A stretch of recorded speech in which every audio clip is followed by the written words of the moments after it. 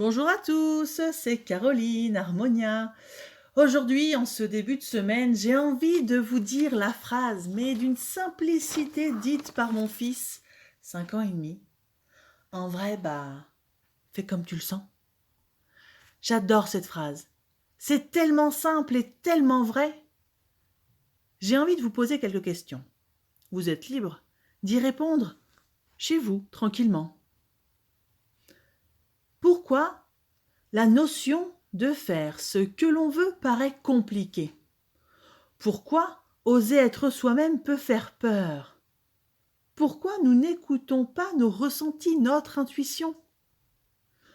Pourquoi a-t-on besoin d'une permission pour faire comme on le sent? Ces dernières années, nous tournons notre regard de plus en plus vers soi, non pas par égoïsme, dans le sens négatif du terme, mais car nous ressentons le besoin de savoir qui l'on est. Parce qu'en faisant des activités, en créant des projets qui nous font vibrer, on se rend bien compte de la joie, du bonheur que cela crée au plus profond de nous. Parce qu'en s'autorisant à revenir à soi, on s'aperçoit que la vie paraît simple. J'ai une cliente en accompagnement qui ose être qui elle est, avec son entourage amical et plus éloigné, mais redevient celle de son passé avec son entourage familial. Alors, pourquoi créer soi-même cette incohérence? Car ici, il est évident qu'elle détient toutes les clés pour se reconnecter à elle-même, comme nous tous d'ailleurs. Et quelle joie de la voir!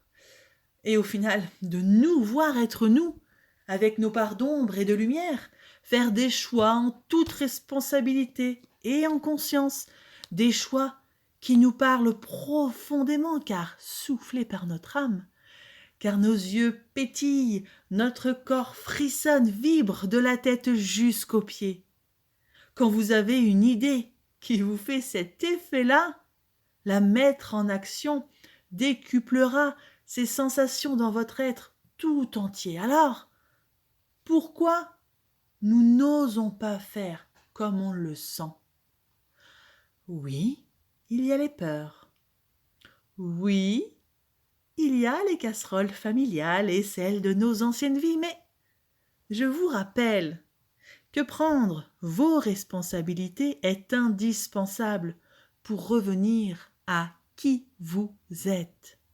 Oui, vous avez hérité de l'impatience de votre mère, de la jalousie de votre père, mais il ne tient qu'à vous de décider si vous voulez rester en mode victime. Non, c'est pas moi, c'est la faute de mes parents. Ou si vous décidez de reprendre votre pouvoir. Votre pouvoir. Votre libre arbitre. Votre liberté. Oui, nous avons des mémoires notamment collectives où les il faut faire ci, il faut faire comme cela sont très présents.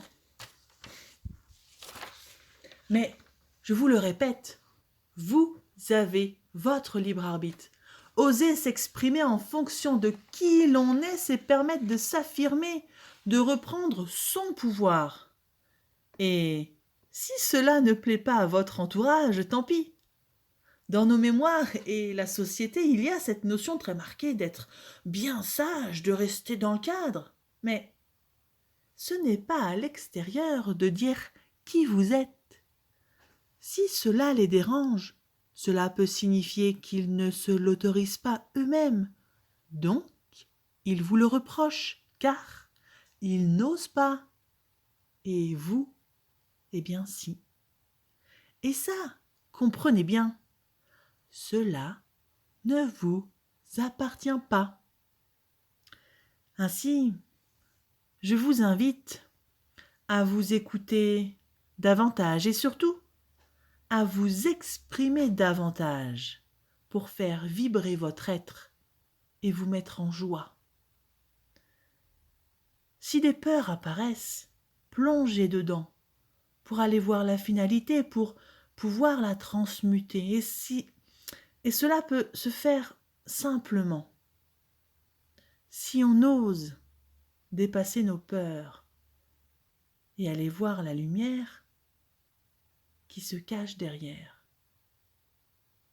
vous serez sur le chemin du retour à vous-même. Belle journée!